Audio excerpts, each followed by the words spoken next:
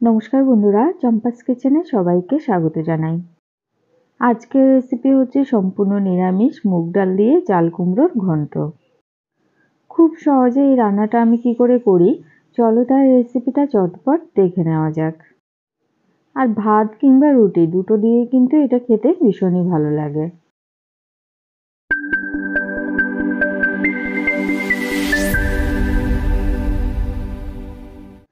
প্রথমে গ্যাস জ্বালিয়ে একটা কড়াই গরমে বসাবো।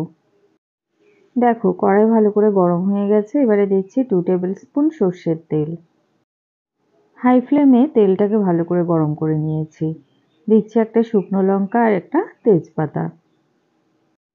হাফ টিস্পুন গোটা জিরে ফোড়নে দিলাম। দিচ্ছি হাফ টিস্পুন গ্রেট করা আদা।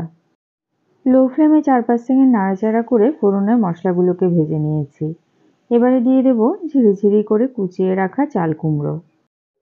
তার আগের ভিডিওতেই বলেছিলাম না, ঠাকুরনগর থেকে সুপর্ণা আমার জন্য একটা চাল কুমড়ো পাঠিয়েছে।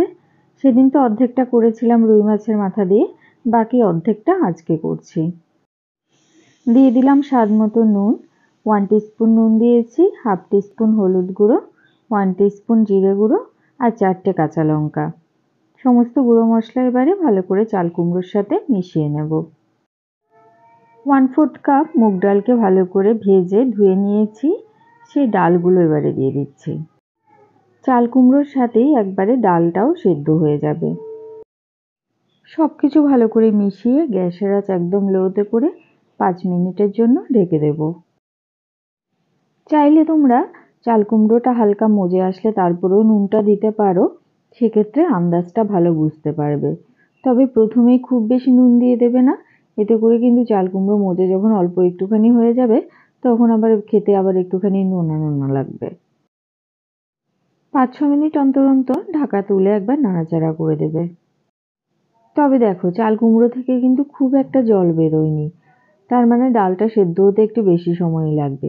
তাই সামান্য জল দিয়ে দিচ্ছি। সামান্য একটু জল ব্যবহার করেছি, এতে ডালটাও সেদ্ধ হয়ে যাবে। তবে এই জল কিন্তু থাকবে না, এই জল লাস্টে সম্পূর্ণ শুকিয়ে যাবে। ভালো করে একবার নাড়াচাড়া করে দিয়ে মোটামুটি আবারও 5-6 মিনিটের জন্য ঢেকে দিলাম। আমাদের চ্যানেল চম্পাস কিচেনের রেসিপিগুলো যদি তোমাদের ভালো লাগে তাহলে অবশ্যই চ্যানেলটাকে সাবস্ক্রাইব করে নেবে এবং পাশে থাকা বেল আইকনটাকে প্রেস করে দেবে। এতে করে যখনই আমি নতুন ভিডিও আপলোড করব সাথে সাথে এর নোটিফিকেশন তোমাদের কাছে পৌঁছে যাবে।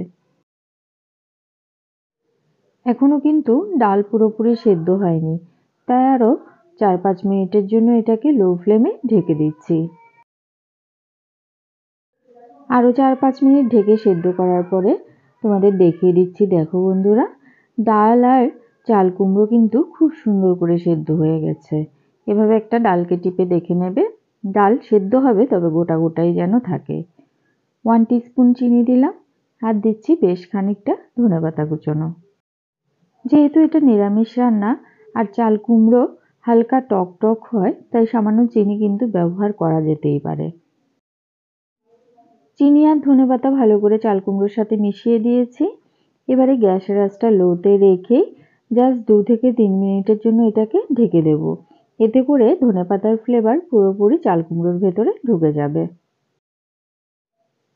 আরও কিছুক্ষণ ঢেকে সেদ্ধ করার পরে চাল কুমড়োর জল কিন্তু পুরোপুরি শুকিয়ে গেছে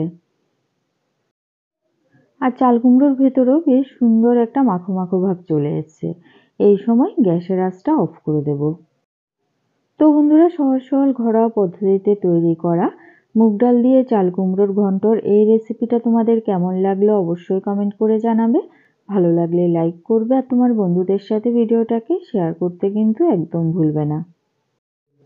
আর এই ধরনের ঘরোয়া রান্নাগুলো তোমাদের যদি ভালো লাগে তাহলে অবশ্যই আমাদের চ্যানেলকে সাবস্ক্রাইব করে দেবে আর লাইক শেয়ার এবং তোমার বন্ধুদের সাথে ভিডিওটাকে শেয়ার করতে একদম ভুলো না। তোমাদের এক একটা কমেন্ট কিন্তু আমাকে অনেক বেশি ইন্সপায়ার্ড করে নতুন কিছু করার জন্য।